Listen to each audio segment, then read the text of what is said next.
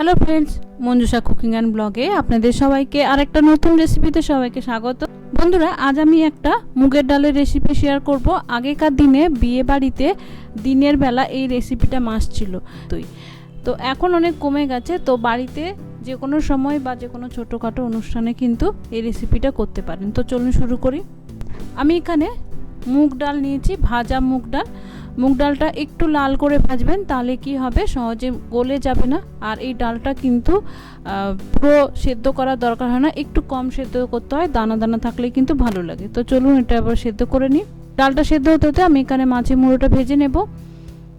এখানে নিয়েছি আমি একটা কাতলা মাছের মুড়ো, আপনারা চাইলে কিন্তু রুই মাছের মুড়ো নিতে পারেন। আমি এরকম ছোট ছোট করে টুকরো করে দোকান থেকে কেটে এনেছি সুবিধার জন্য।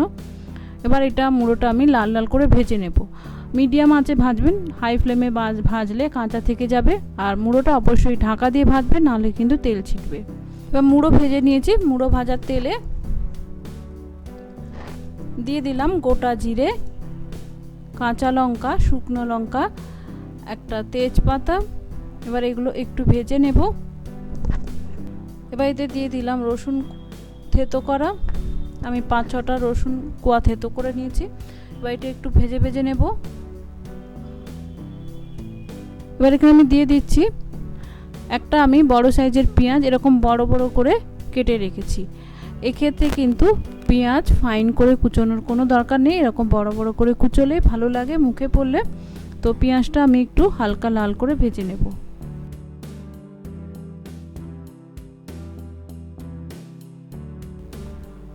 দেখুন হালকা লাল করে ভেজে নিয়েছি, বেশি ব্রাউন কালার করার কিন্তু কোনো দরকার নেই। এবার দিয়ে দিলাম একটা টমেটো, স্বাদ মতো নুন। আমি কিন্তু ডালে কোনো প্রকার নুন দিইনি, তো সেইভাবে নুনটা দিতে হবে। আপনারা চাইলে ডাল সেদ্ধ করার সময় নুন দিতে পারেন। দিয়ে দিলাম হলুদ গুঁড়ো, 1/2 টিস্পুনের মতো জিরে গুঁড়ো, 1/2 টিস্পুনের মতো আদা বাটা, আর কালারের জন্য একটি রেড চিলি পাউডার, আর দিয়ে দিলাম একটু চিনি। এবার ভালো করে এগুলো আমি মিশিয়ে মিনিট 2-3 ভেজে নেব, যাতে টমেটোটা নরম হয়ে যায়, কাঁচা গন্ধটা চলে যায়। দেখুন ভাজা ভাজা হয়ে গেছে। এবার এতে আমি দিয়ে দিচ্ছি সেদ্ধ করে রাখা ডাল। দেখুন ডালটা আমি একটু দানা দানা সেদ্ধ করেছি, এরকম সেদ্ধ করলে কিন্তু ভালো হবে। না হলে যখন মাছের মুড়ো দিয়ে ফুটবে তখন কিন্তু একেবারে ফ্যানের মতো গলে যাবে, খেতে কিন্তু ভালো লাগবে না। তাই এরকম দানা দানা থাকবে, সেরকমভাবে সেদ্ধ করে নেবেন।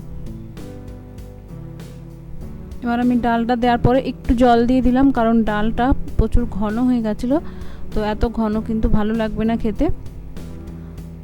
এবার ভালো করে আমি এটা মিশিয়ে নেব। দেখুন কালার কিন্তু খুব সুন্দর এসছে, একেবারে অনুষ্ঠান বাড়ির মতো ডালের মতো লাগছে দেখতে।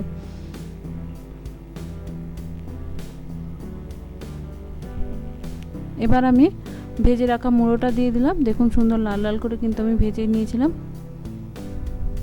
এবার মুড়োটা দেওয়ার পরে ভালো করে মুড়োটা মিশিয়ে আমি এটা মিনিট 2 ফুটিয়ে নেব।